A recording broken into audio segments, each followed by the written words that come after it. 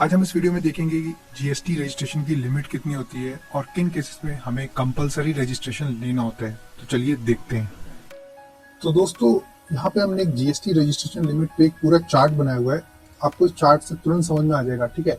तो आपको ध्यान क्या देना है, सबसे पहले जो ये आपको बताया गया लिमिट, ये सेक्शन 22 में बताया गया, section 22 of the CGST act, ठीक है। इसमें बताया गया है कि टर्नओवर लिमिट कितनी होनी चाहिए रजिस्ट्रेशन लेने के लिए।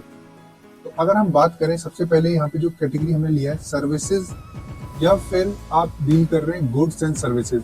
तो दोस्तों, यहाँ पे आपको क्या ध्यान देना है, अगर आप गुड्स या सर्विसेज में डील कर रहे हैं, लाइक आप कोई आपने कार के पार्ट्स सेल कर रहे हैं और साथ साथ में आप उनको रिपेयर की सर्विसेज भी दे रहे हैं, गुड्स भी आप सप्लाई कर रहे हैं और सर्विसेज भी सप्लाई कर रहे हैं, या फिर आप सिर्फ सप्लाई सर्विस कर रहे हैं, तो यहाँ पे जो टर्नओवर का आपका लिमिट रहने वाला है, रजिस्ट्रेशन लिमिट, वो इन 4 स्पेशल कैटेगरी स्टेट्स में, इनको स्पेशल कैटेगरी स्टेट्स भी बोला गया है।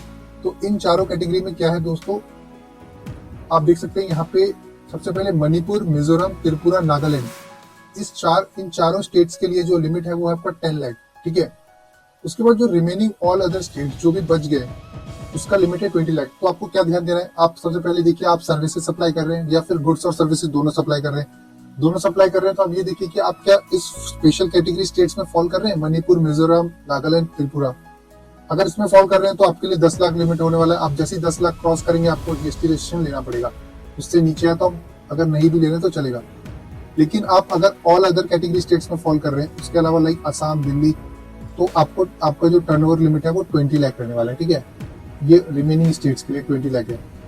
अब दोस्तों बात करते हैं, आप सिर्फ स्पेसिफिकली गुड्स सेल सप्लाई कर रहे हैं, स्पेसिफिकली आप सिर्फ गुड्स ही डील कर रहे हैं, तो यहाँ पे जो टर्नओवर लिमिट रहने वाला है, आप देख सकते हैं यहाँ पे भी 3 कैटेगरी में इसको डिवाइड किया गया है।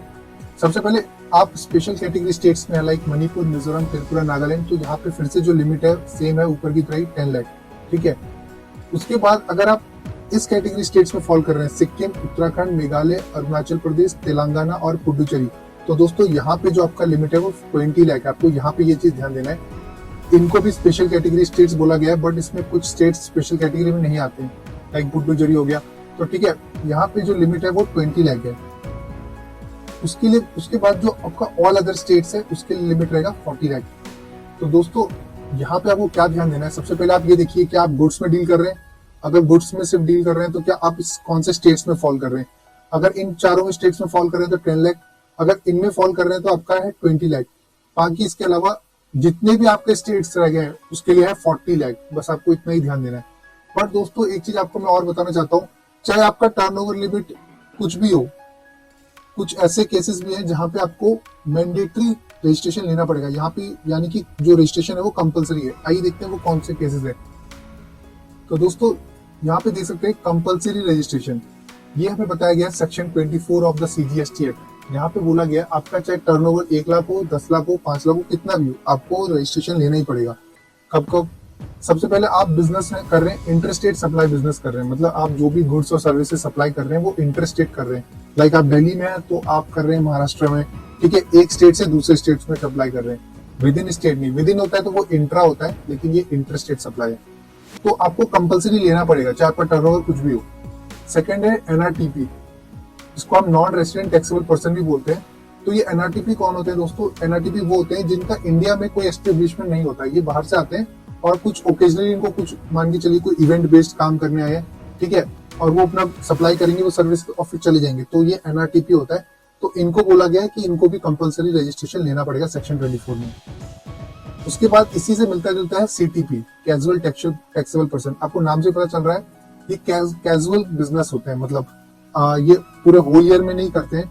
लाइक आपको एग्जांपल दूं, जैसे न्यू दिल्ली में ट्रेड फेयर लगता है तो 14 डेज का होता है, ठीक है। अगर किसी को भी करना होता है यहाँ पे आके बिजनेस सिर्फ 14 डेज के लिए, तो उसको casual taxable person as a compulsory registration लेना पड़ता है। आप जब रजिस्ट्रेशन लेंगे जीएसटी का तो वहाँ पे एक ऑप्शन होता है सीटीपी, तो आपको वो सिलेक्ट करके आपको रजिस्ट्रेशन लेना पड़ता है, ठीक है। फोर्थ हेडिंग है यहाँ पे रिवर्स चार्ज मैकेनिज्म। अब ये रिवर्स चार्ज मैकेनिज्म क्या होता है दोस्तों, रिवर्स चार्ज मैकेनिज्म ये होता है कि अगर मान के चलिए जहाँ पे जो टैक्स पे करने की लायबिलिटी है गवर्नमेंट को, जो टैक्स पे करना, अब जो गवर्नमेंट को टैक्स पे करना होता है वो वहाँ पे सप्लायर नहीं करके जो सप्लाई रिसीव कर रहा है रिसिपिएंट, उसी को पे करना पड़ेगा।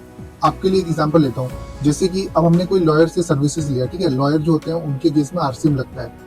अब लॉयर क्या है, वो जब इन्वॉइसिंग करेगा तो वो, अब देखिए, जब वो बिल तो हमसे ले लेगा, जीएसटी अमाउंट तो हमसे चार्ज कर लेगा, ठीक है, बट अब उसको गवर्नमेंट को आगे पे कौन करेगा? गवर्नमेंट को दोस्तों आगे लॉयर पे नहीं कराएगा, हमें पे करना पड़ेगा, जो रिसिपिएंट है सर्विसेज का, उसको पे करना पड़ेगा गवर्नमेंट को। तो इसी को कहते हैं रिवर्स चार्ज मैकेनिज्म।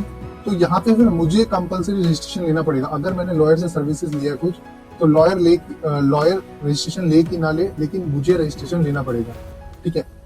नेक्स्ट है यहाँ पे एजेंट्स ऑफ द सप्लायर। अगर मान के चलिए मैं अपना गुड सप्लाई कर रहा हूँ किसी एजेंट के थ्रू, तो अगर वो एजेंट आगे अपना ही इनवॉइस बना के आगे सप्लाई कर रहा है, तो दोस्तों एजेंट को भी कंपलसरी रजिस्ट्रेशन लेना पड़ेगा। वो ये नहीं कह सकता कि सप्लायर जिसके बिहाफ पे वो सेलिंग कर रहा है उसको तो लेना ही पड़ेगा, लेकिन जो एजेंट है जो सप्लाई आगे कर रहा है जिसके बिहाफ पे, उसको भी लेना पड़ेगा। उसके बाद है ISD, input service distributors. ISD को भी कंपलसरी रजिस्ट्रेशन लेना पड़ता है। उसके बाद है दोस्तों businesses that supply online information database access and retrieval services, इसको OIDR सर्विसेज बोलते हैं। अब दोस्तों ये क्या होता है, जैसे एग्जांपल दूं तो नेटफ्लिक्स और अमेजोन प्राइम वगैरह जितने भी आपके ये OTT प्लेटफॉर्म्स होते हैं, या फिर कोई भी मतलब जो online services information database transfer कर रहे हैं, जो मतलब जिनका बाहर से आउटसाइड इंडिया कर रहे हैं, फ्रॉम आउटसाइड इंडिया, आप देख सकते हैं, तो उनको बोला गया कि दोस्तों उनको इंडिया में कोई ना कोई पर्सन अपॉइंट करना पड़ेगा जो उनके बिहाफ पे सारा रजिस्ट्रेशन, टैक्स पे वगैरह सब कुछ देखेगा। तो इनको भी कंपलसरी रजिस्ट्रेशन लेना पड़ता है। उसके बाद है ई कॉमर्स एग्रीगेटर। अब ई कॉमर्स एग्रीगेटर तो आपको पता ही है, जो अमेजोन है, फ्लिपकार्ट है, इनको कंपलसरी रजिस्ट्रेशन है। इनके लिए टर्नओवर लिमिट का कोई क्राइटेरिया नहीं है, इनको रजिस्ट्रेशन लेना ही पड़ेगा। और लास्ट है supply through an e commerce aggregator. वो पर्सन जो इन ई कॉमर्स एग्रीगेटर से सप्लाई करें, लाइक अगर मैं अमेजोन पे कुछ सेलिंग कर रहा हूँ, तो ई कॉमर्स सेलर को तो कंपलसरी लेना ही पड़ेगा रजिस्ट्रेशन। आप देखते होंगे कि जब भी कोई अमेजोन पे सेलिंग भी करता है, तो वो उनसे सबसे पहले जीएसटी नंबर एक डॉक्यूमेंट रिक्वायर्ड होता है। तो दोस्तों ये सारे हैं कंपलसरी रजिस्ट्रेशन।